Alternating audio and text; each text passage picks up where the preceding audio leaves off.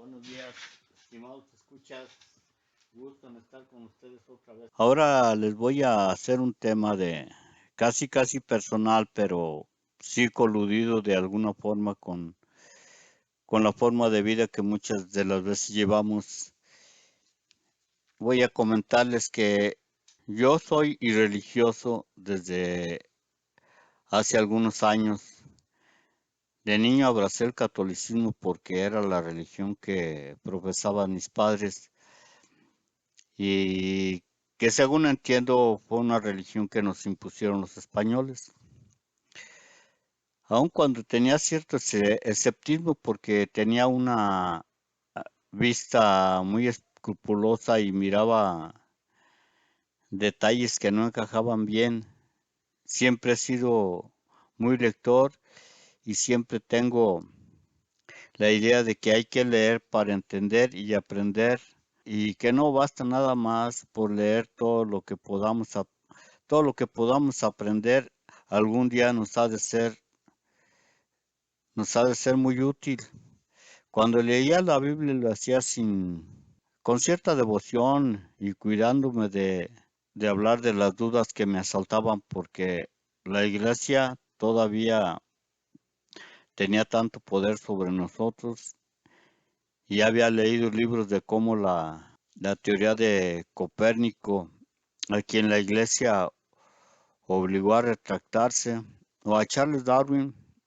so pena de excomunión, los dos tuvieron que retratarse porque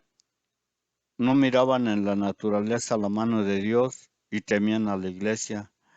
más en concreto a la Santa Inquisición, llamada también los perros de Dios, fundada por los dominicos o don Domingo de Guzmán, y que tantas atrocidades cometió en nombre de Dios, despojos, torturas y demás abusos que cometían para que dijeran lo que ellos querían escuchar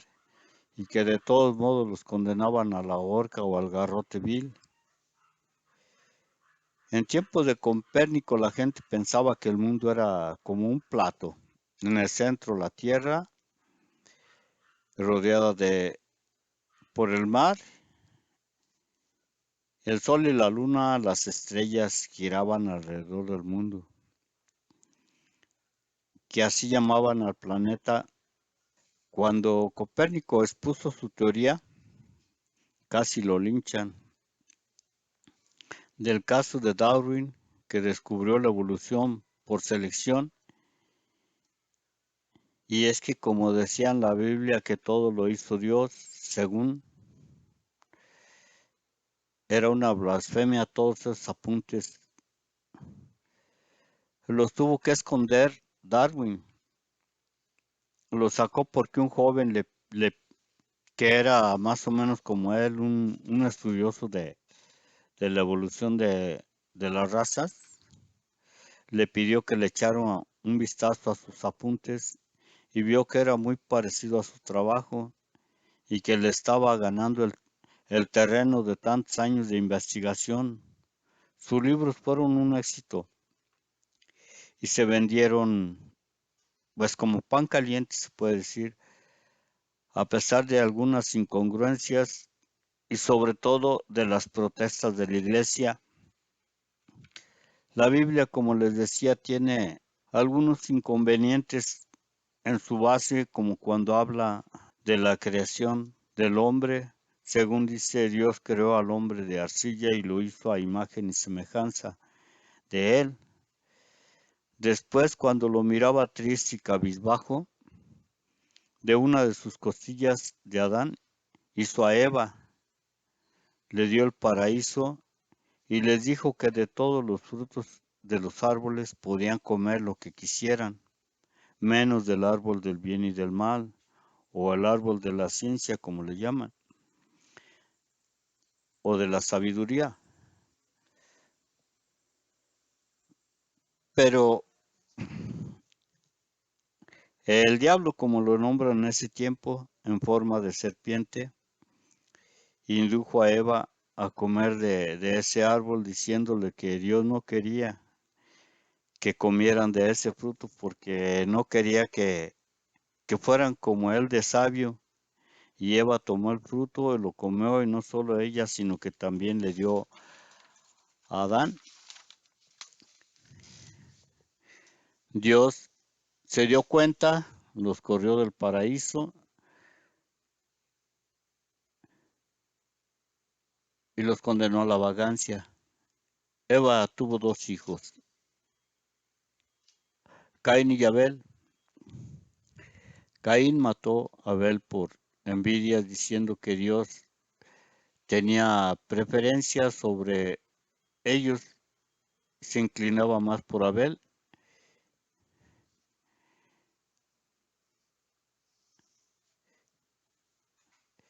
Dios le preguntó a Caín de de dónde estaba su hermano. Y dicen que, según la Biblia, dice que Caín le contestó muy soberbio que si acaso él era la niñera de Abel. Dios después les dio otro hijo que se llamó Set. Mi duda es, ¿con quién se casaron los hijos de Adán y Eva para tener descendencia? Si eran los primeros hijos de la primer pareja. La Biblia no dice que haya hecho lo mismo del mismo procedimiento que con Adán. Tampoco dice cómo, tampoco dice como de otros personajes que especifica que tuvieron hijos e hijas en abundancia. En cambio, la ciencia nos ubica como descendientes de los primates que con su aprobación de los paleontólogos, personas que se dedican a estudiar los fósiles, la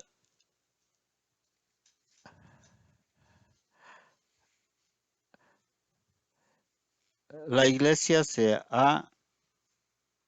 aferrado tanto al poder que se vale de todos los medios a su alcance,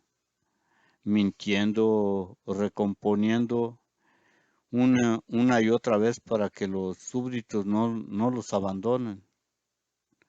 Incluso amenaza con excomunión aquel y que a veces llega hasta el asesinato, como es el caso de los cátaros en tiempos del Papa Inocencio. No me acuerdo si cuarto o sexto, pero de apellido Segni, que mandó matarlos cuando el jefe de los asesinos preguntó a cuáles, dijo simplemente mátalos a todos. Dios sabrá reconocer a los suyos. Este papa fue muy astuto y ambicioso, tanto que él instituyó el matrimonio como indisoluble, el diezmo y la confesión obligatoria para tener controlados a los reyes y a la corte entera. Muy disoluto y licencioso, tanto que hasta amante tenía, misma que con un sobrino del Papa también de apellido Segni, se confabularon para envenenarlo. Han sido tantos los desbarajustes de la Iglesia Católica que es verdadero milagro que todavía haya tantos católicos, o quizás esto demuestra que somos analfabetas, que no nos interesa la historia o como nos sigan engañando la Iglesia Católica y la Biblia tienen bastantes incongruencias y esto dio pie para la fundación o separación de credos como los judíos, los católicos ortodoxos, los cristianos, protestantes, mormones, menonitas y ahora hasta la luz del mundo y tantas sectas más, es que el concilio de Nicea les puso el ejemplo con la fusión del cristianismo con el paganismo. Había cada cierto tiempo concilios como el de Trento y otros más, pero fue el de Nicea el que dio el inicio al catolicismo. Constantino el Grande, un emperador romano que era pagano, que se convirtió al cristianismo ya en su lecho de muerte. Se dice que los trajes que tenía Constantino el Grande pues no es otra cosa que los mismos trajes que usan hoy los sacerdotes para oficiar. Es una copia exacta. Por el abuso de sus congregados, más que por el conocimiento de sus feligreses que solo quieren a alguien divino que los salve de sus miedos, de sus tabús. Para mí el infierno y la gloria están aquí mismo, en nuestra vida cotidiana. Ya cuando morimos solo nos volvemos polvo, como dice el miércoles de ceniza. Y el cura del pueblo de los Dolores, don Miguel Hidalgo y Cosilla, también creía esto y lo predicaba. El alto clero de su tiempo ya lo investigaba por eso. Y además la hacienda también por deudas económicas que tenían y que casi se vio obligado a adelantar el levantamiento armado para la independencia. Recordarán que la independencia también fue una inconformidad de todos los criollos porque España o la madre patria, como les decía, les negaba la legitimidad de ser hispanos por simplemente haber nacido aquí y eso formó una especie de rencor que fue surgiendo en efervescencia y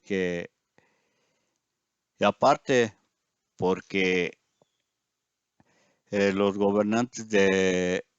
esos tiempos, o sea, los virreyes, querían entregarle el poder a otras naciones que en ese tiempo, pues a fuerza querían tener aquí un reinado. Y a pesar de que España no aceptaba eso, de todos modos, pues ellos querían hacer una especie de ser otra nación, pero sin, querían ya no depender de España y por eso habían hecho ciertas maniobras o juntas para independizarse de España. Además, como digo, de que ya los habían delatado. José María Morelos y Pavón dicen que también comulgaba con las prédicas de Hidalgo. Ambos eran curas. Voy a leerles aquí la comparecencia de un testigo contra Hidalgo llamado a declarar a la Santa Inquisición y que de estos testimonios tengo un libro en el que no es una biografía de Hidalgo, sino que más bien una biografía hecha a base de los documentos que se manejaban y que entre ellos hay muchas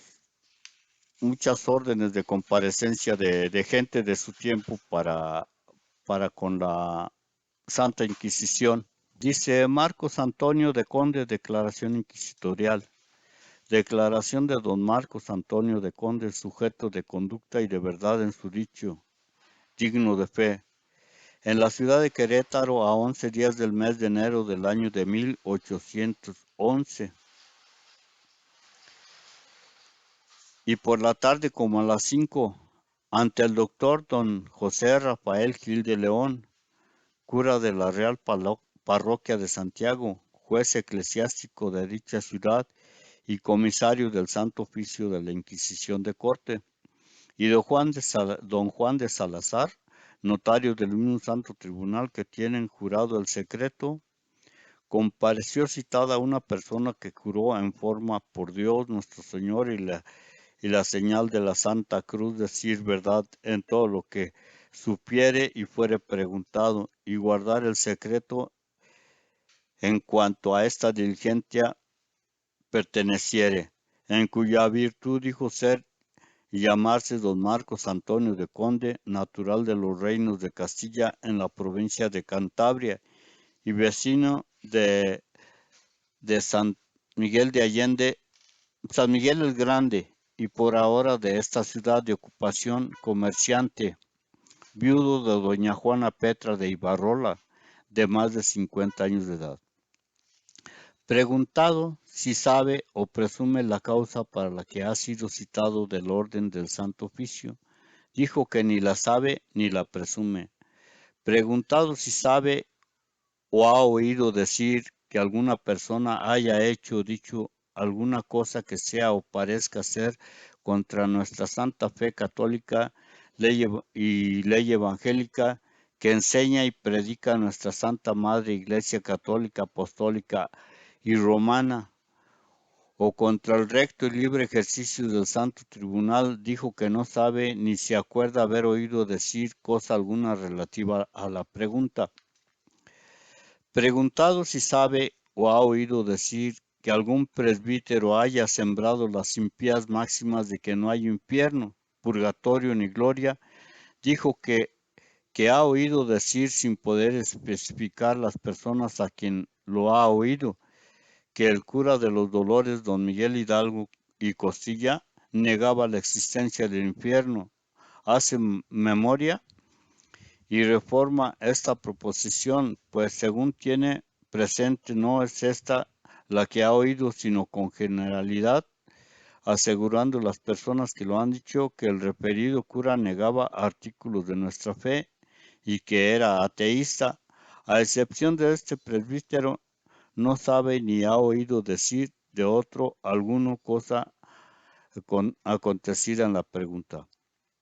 Preguntado si conoce la comunicación y trato al referido cura, qué concepto se ha formado en orden a su conducta católica y cristiana, si sabe cuál sea el general y común, si cumple con las obligaciones del santo ministerio o si haya tenido una vida relajada y disipada. Dijo que conoce de vista y no de trato al cura Hidalgo, y que según lo ha oído y por el edicto que contra él mandó publicar el Santo Tribunal, lo tiene por hereje y le parece que este es el concepto general y común que ha oído decir que su vida ha sido muy disipada, porque en el tiempo que fue cura de la villa de San Felipe en Torres Mochas, se entregó a diversiones de música y baile, y en el pueblo de los Dolores no solo los ha continuado, sino que se ha ocupado también en hacer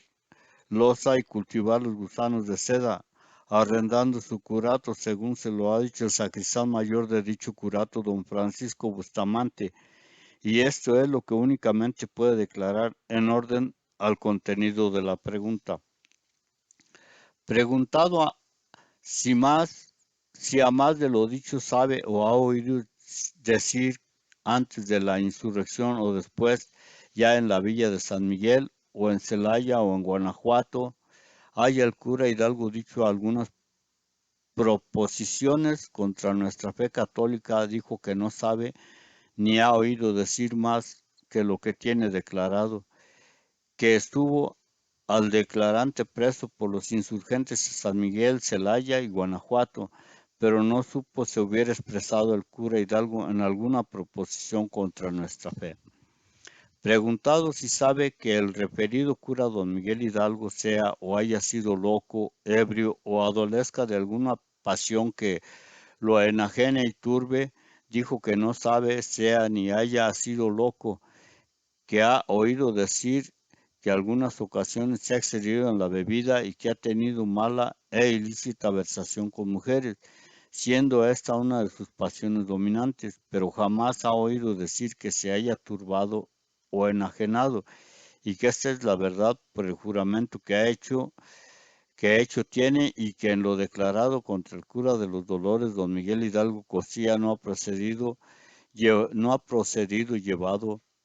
de odio, rencor o mala voluntad que le tenga, sino por respeto a Dios nuestro Señor y en cumplimiento de su obligación como católico cristiano que es.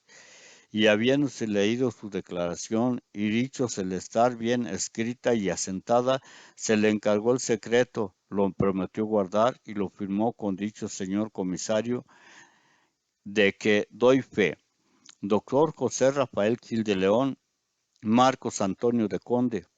Pasó ante mí Juan de Salazar, notario familiar. Es como tengo aquí varios declaratorias de este dicho, de los formularios que le hicieron la Santa Inquisición y que querían hacerlos como probidad de que se expresaba mal de la iglesia, más aparte los documentos de Hacienda en que se vio, pues muchas de las veces en la necesidad de pedir préstamos para seguir con hipoteca de sus haciendas, que eran dos y que pues solo me acuerdo de la de Corralejo, la otra no recuerdo dónde estaba, pero que sí tuvieron mucha influencia en aquel tiempo en que se vio precisado, como digo, pues adelantar la insurgencia. Tal vez darme cuenta de tantos abusos y ser testigo inusual o visual de algunos, me volví irreligioso. Estoy seguro de que mucha gente, al igual que yo, también se dan cuenta, pero no se atreven a levantar la voz. Leonardo da Vinci, otro irreligioso, aconsejaba en sus escritos: abran los ojos, no sean idiotas, o no busco justificarme, simplemente todo se me fue mostrando más aparte a mis vivencias con algunos allegados a la iglesia, que negaba los abusos y encubría a sus copartícipes aprovechando su influencia y poder. Por lo menos la gente de hoy ya no se calla y delata sus tropelías. La, Lástima por la gente que sí es buena y hace su trabajo con verdadero amor por la iglesia. Si yo escribiera un libro de todo cuanto pasé por la religión, sería de varios tomos, y no sé cómo, no conseguiría, pues,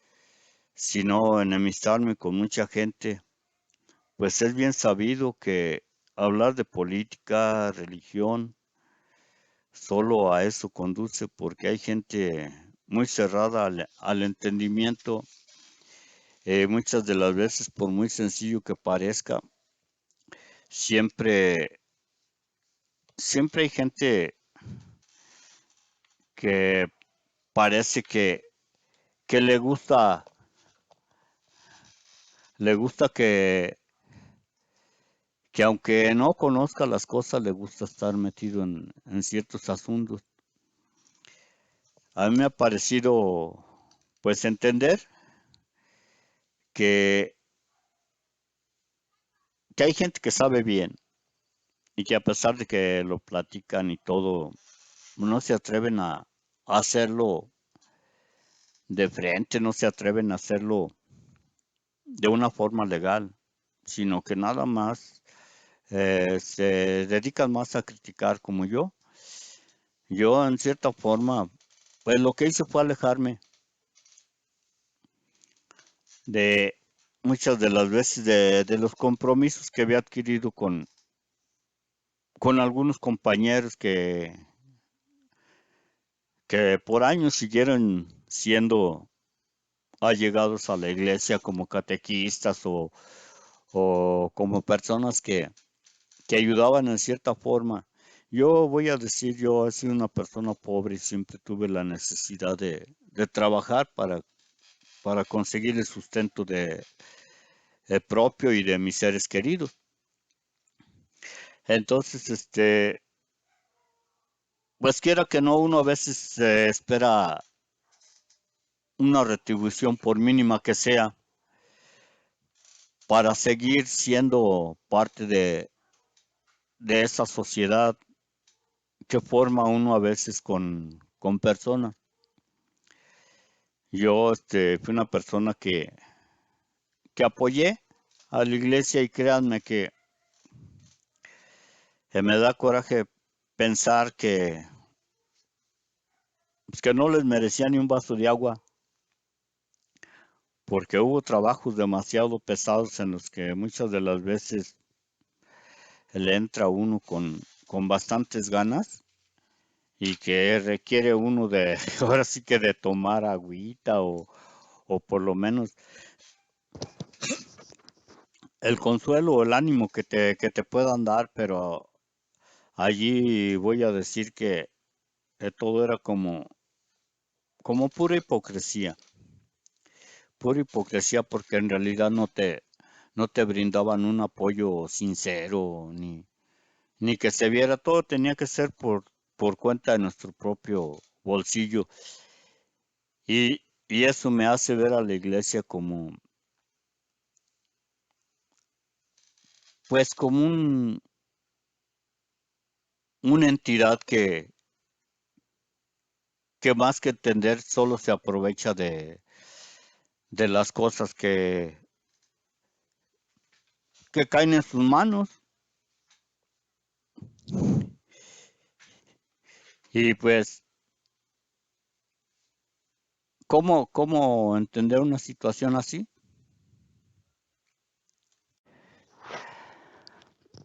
Pues sí, como les decía, ¿verdad? Hubo cosas que más que nada me hicieron separarme de esas instituciones. Entre compañeros, como digo, ya todavía hay allí bastantes que llevan años, algunos hicieron después consejeros de pláticas prematrimoniales o siguieron haciendo. Yo bastante me tocó el trabajo de campo, digamos, andar pegando propaganda para la peregrinación, para el Rosario Viviente, andar vendiendo velas, acomodando gente y cosas así. En la misma fábrica donde laboraba a veces me daban las nóminas para recaudar para la peregrinación o a veces tenía que andar haciendo la de guardia de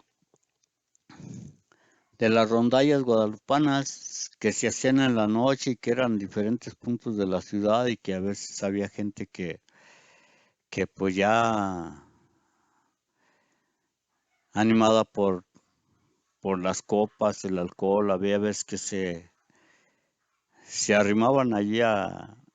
la caravana que llevábamos, pues nada más a provocar disturbios y muchas cosillas así que puede decirse que eran necesarias, serviciales, pero que, como digo, pues muchas de las veces ni siquiera el agradecimiento de los líderes de decirnos, ay, se portaron bien, hicieron esto, hicieron lo otro, se expusieron o alguna cosa, nada de eso. Eso era nuestro trabajo, como si nos estuvieran pagando una cantidad y que, como digo yo, nunca miré. eh, en cierta forma,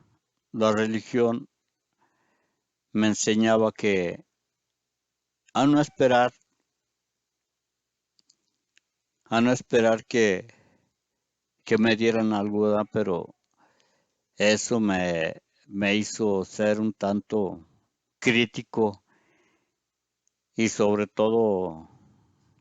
algunos detalles que pasamos que ni siquiera una palabra de ánimo, como cuando nos inundamos, se reventó la presa de la Sardeneta, estuvimos incomunicados allí por lo menos un día en los techos de las casas de los que teníamos, pues, techo de concreto, que había gente allá a la que le prestamos el modo para que estuviera ahí con nosotros y mientras bajaba el agua, ¿verdad? Y y que no hubiera un compañero o mandado por la iglesia que nos diera pues un poco de auxilio, sello, agua, comida, lo que pudiera haber sido. Esos pensamientos me hicieron pues ser crítico en cuanto a que la iglesia muchas de las veces no quiere dar ni siquiera el servicio espiritual a que está obligada según la religión. Y si no lo hace ni siquiera cuando se le paga, esperar que ella dé la mano con tanta gente que éramos, porque yo voy a decir que yo, no porque me mandara a la iglesia, pero sí me sentía que ya que estaba dentro de la iglesia debería ser pues caritativo, debería ser de una forma más, como que más humilde y ayudar a gente, ¿verdad? Y lo hacíamos, al menos yo, mi persona, traté de tenderle la mano a gente que necesitaba, aunque fuera pues siendo pobre y no teniendo, aunque fuera simplemente pues darles ánimos, ¿verdad?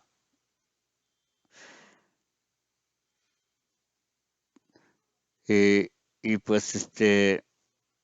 no sé, pero hay que entendernos que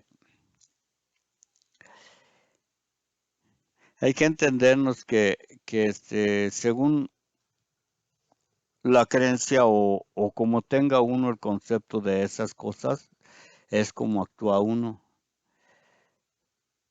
Pero allí éramos varios compañeros y salían unos y entraban otros, por lo menos en el tiempo que yo estuve. Algunos dejaban el puesto por causas que no sabe uno, no les gustaban o cosas así. Y había cambios significativos y frecuentes y pues así fue como fue, como fuimos desarrollando nosotros nuestro tiempo allí. Y entonces ver como digo, ver que no había propuestas de la iglesia para echarle la mano, pues digamos, no con mucho, pero sí con consuelo, que es a lo que está acostumbrado la iglesia, porque créanmelo, hasta ahorita yo no me he dado cuenta de que la iglesia haga un gasto o que a veces cuando hay una contingencia surgen pero montones de gente que se ponen como para ayudar y que ponen un domicilio para hacer acopio, para ayudar a las personas que están en necesidad. La iglesia muy pocas veces me he dado cuenta que actúe de esa manera, que en un terremoto preste las instalaciones del templo para que la gente se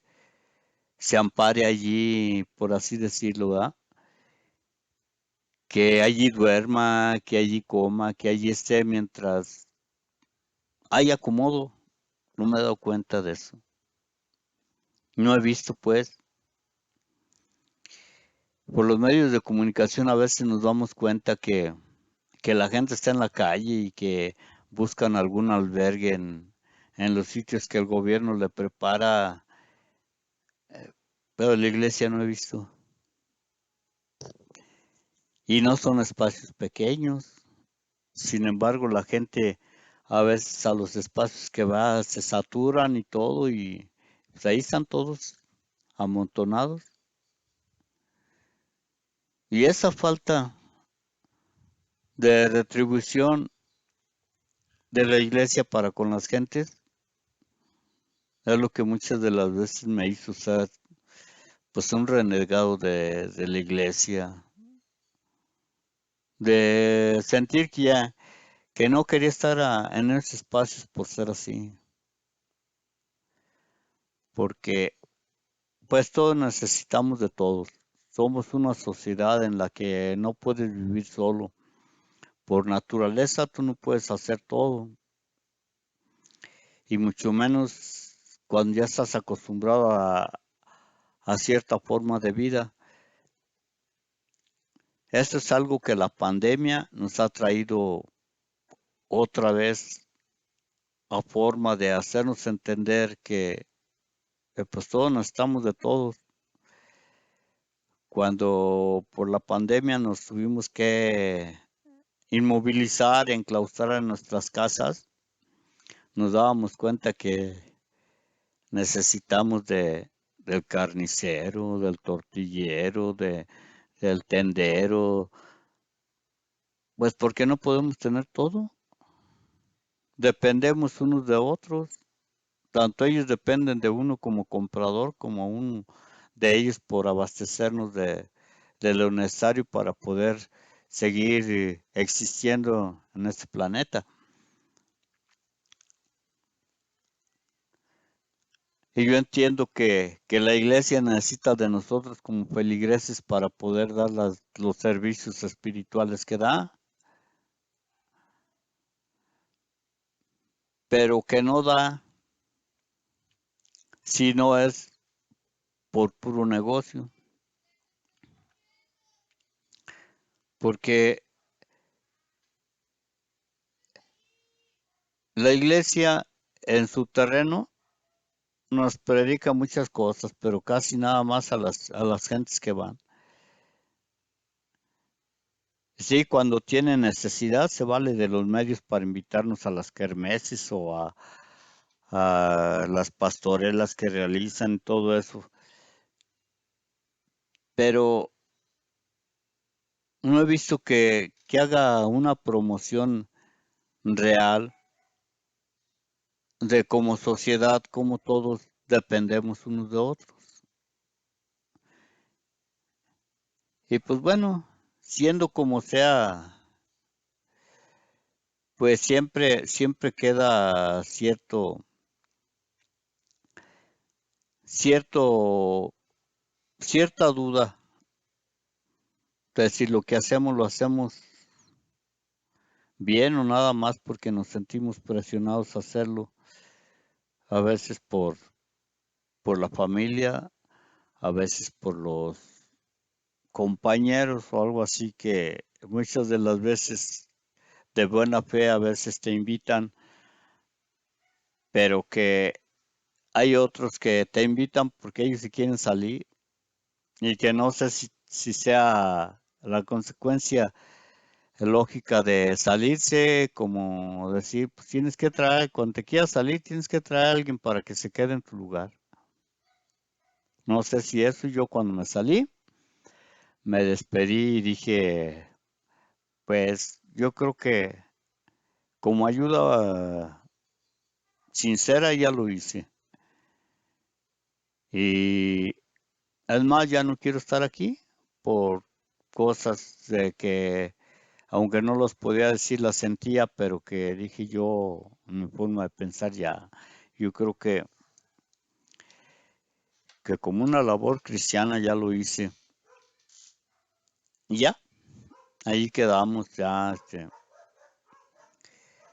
según mi concepto me hicieron cambiar de forma de pensar con esas cosas y simplemente cambié. Ahora pues necesitaría ver que la iglesia modifica su conducta para que haya interés en mi persona de poder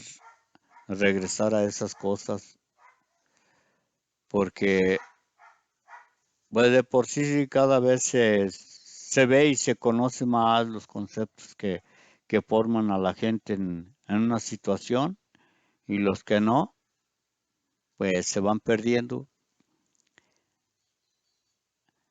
El chiste es que muchas de las veces perdemos el miedo a una cosa y ya lo dejamos. A veces hasta lo olvidamos. Y yo perdí el miedo a expresarme de lo que a mi parecer no era bueno dentro de pertenecer a un grupo.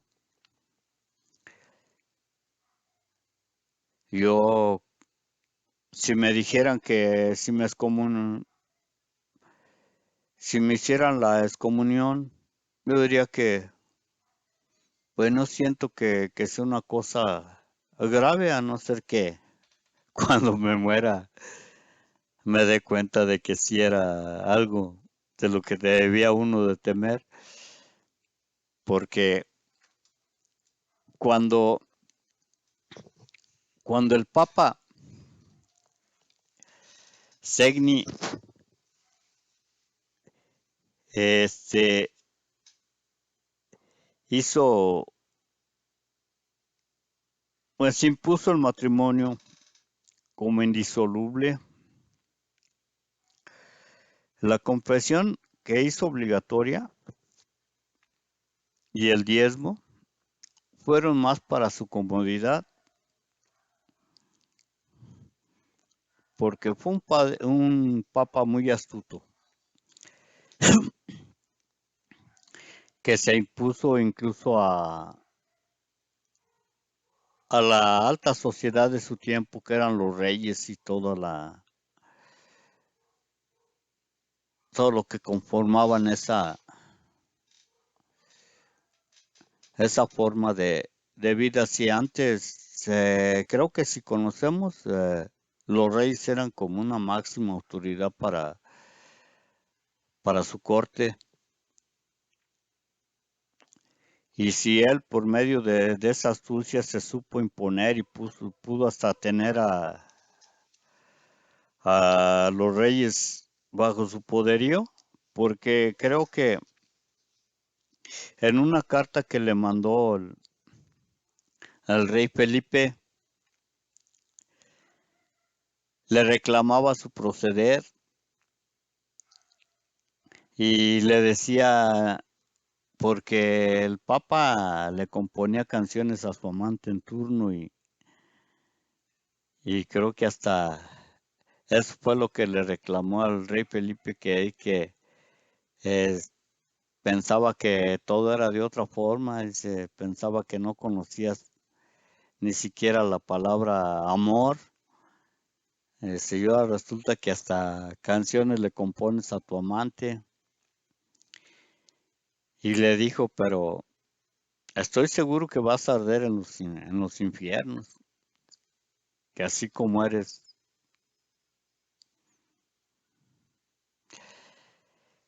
Imagínense ustedes el coraje que le tenía ya a ese papa y ahora sí que la impotencia de poder hacerle algo porque pues, era una autoridad ya más grande que la del rey. Y entonces, pues con miedo y todo, se animó a decirle sus verdades en su cara. Porque imagínense, para que su sobrino y su amante lo hayan envenenado, y decir que era por algo, por cómo era. El sobrino, también de apellido Segni, también fue papa un tiempo después, aunque no me acuerdo qué tipo de papa. Uno a veces lee las cosas y pues hace uno a veces memoria, que son tantas cosas las que lee uno que a veces salen después, pero de momento no se acuerda uno. Y volver a consultar los libros muchas de las veces es pues un tiempo muy enorme, porque a veces cuando uno lee los libros no se acuerda uno si está en el libro de los papas o está en el libro de los reyes, pero sí lo recuerda uno como un hecho pues, un tanto diferente. Es como decir, si habláramos ahorita del Papa Juan Pablo II, que tan buena impresión dejó en nosotros por su humildad, por su forma de portarse. Pues necesitaríamos buscar entre todos los papas las semblanzas que dejan de ellos. O el padre Ratzinger o Benedicto XVI, también, que dejó buena impresión y parte de su vida en tratar de demostrar lo que debe de ser la religiosidad dentro de la iglesia. Pues también nos dejó buen sabor de boca y buenos recuerdos, que son por los que dice uno querer estar allí, ¿verdad? Aunque sea, pero que ya no están. Y pues dice uno, el Papa Francisco actual, pues no se ve tampoco que sea una mala persona y que ha obrado de buena fe y todo, pero que a pesar de eso, ¿cómo está la iglesia? Me imagino yo la tensión que ha de haber entre ellos, los que quieren hacer las cosas bien y los que las hacen mal, porque alguna trascendencia tienen y a veces es pesado levantarle la voz a alguien sin consecuencia. A veces es de la sensatez, aconseja a veces otras cosas, porque como, aunque sean subordinados, hay gente que reviste cierto peligro para ciertas cosas y que es mejor callar, sobre todo cuando hay, cuando hay cola que le pisen. Tan solo vamos a pensar que el Papa no sea así, pero a veces con callar una situación ya hay cierta alianza, y es una forma de que a muchas personas las callan. Pues vamos a tratar de encontrar temas de veras que nos llamen la atención, que sean un tanto amenos, que sean situaciones amenas que nos hagan hacer cierta, cierta forma de estar en en estos espacios, en estas redes. Espero seguirnos oyendo un poco más seguido. Gracias.